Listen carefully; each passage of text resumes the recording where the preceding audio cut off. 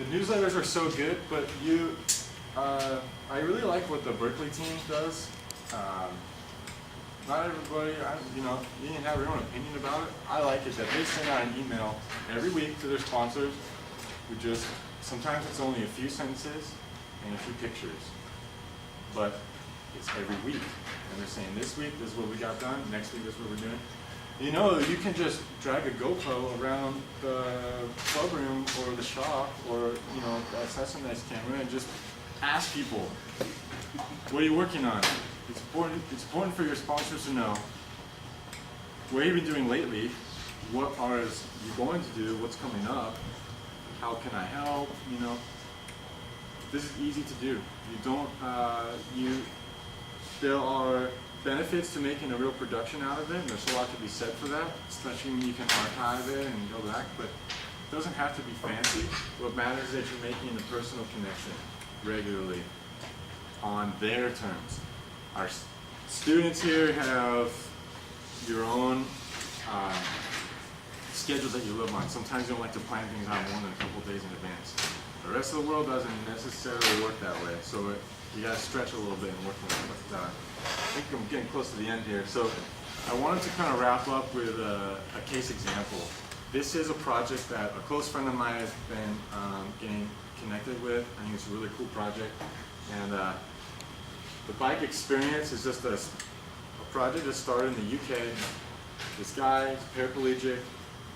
He's a former rider, wants to ride again, but nobody's really helping him.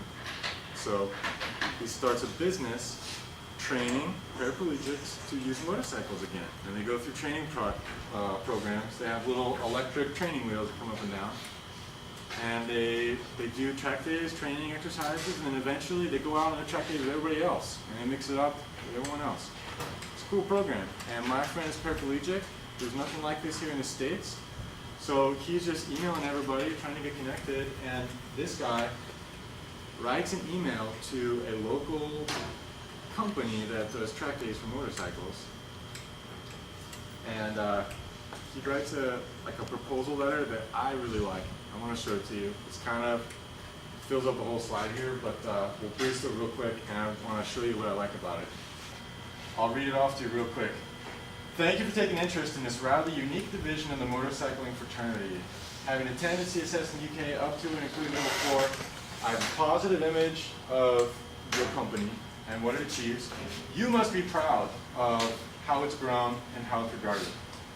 The bike experience, what I'm doing, is something that has been born out of a wish to see more disabled riders realize they can still ride a bike rather than a trike or quad bike. My first efforts at getting back on a bike were filled with false frustrations, which I don't want to have others go through. So what's the point here? I attached a Word doc for you to look at. Hopefully it covers what our aims are and how we intend to get there. I'd like to chat with you about bringing this project to the USA with possible involvement with your company or whatever you think. If this is suitable, I'll call you in a few days after you have time to look at the document and ponder on it. And once again, I offer my most sincere thanks. Okay? Now, what do I like about this? I put in just a few points here. He says, firstly, thank you for your interest, right? That's kind of a given. He said, I understand what you do, and this is important because we know that sponsors like to be appreciated and respected, right? It doesn't really mean anything if you don't understand what they're doing. So, I understand what you do, and I admire what you've accomplished. This is what I'm doing, and this is why it matters, and this is how you can help. But he doesn't pressure him either. He's like, think about it for a few days, right? It's kind of a cool tactic. We can go back and look at this again if you need to. I get the feeling that we're running out of time. A little bit. Yeah. What did you do? But that's all I had. This is the recap. If you guys have any questions, you can feel free to shout them out. But this is just 6 points here of how to move forward with sponsorship efforts here. You have obstacles, right? You need to identify them. Identify your needs right now.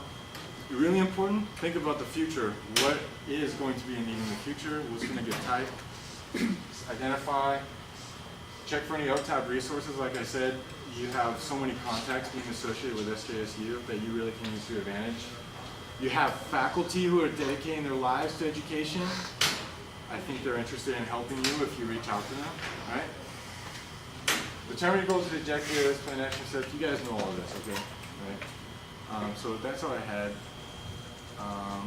Unless you have any questions, all I have to say is sorry for being late. And thank you so much for having me.